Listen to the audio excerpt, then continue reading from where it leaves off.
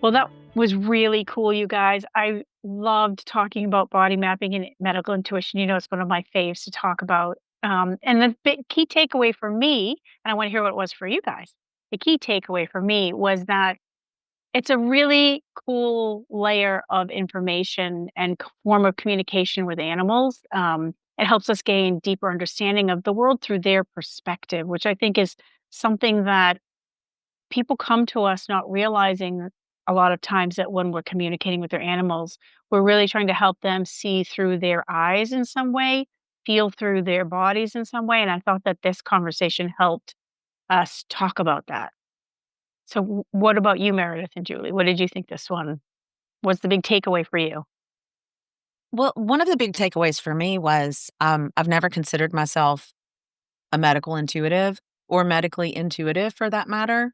Um, but I realized that it's not, I do use it in that way and it's not that far apart. Obviously, I'm not diagnosing and I don't have training in medical intuition and all of that.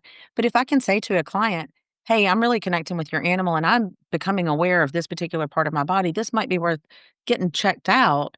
Mm. I realize I am doing some of that. Or I'm feeling, we talked a lot about how we feel in our bodies. If we're like, oh, you might want to reconsider the food.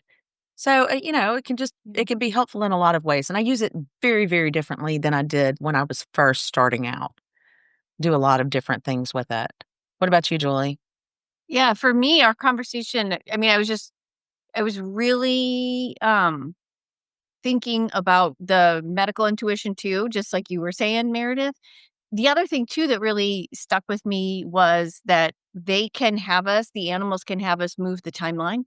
So we can so even if they're in spirit and someone wants to know, like, were they in a lot of pain because the humans working through their grief and their guilt and whatnot that they may have. Hopefully they don't have guilt, but and so the animal can help us move that timeline back to when they were in body so that we're able to feel what it felt like either just before their transition or as an illness set in or as they actually transition, which I find that that can be really helpful on an emotional level for everybody that's involved. So I really enjoyed the conversation. It's made me, you guys always make me think. It's good. Thanks. Well, that's a wrap on this one, everyone. And we hope you listen and get into it with us and love to hear what you think.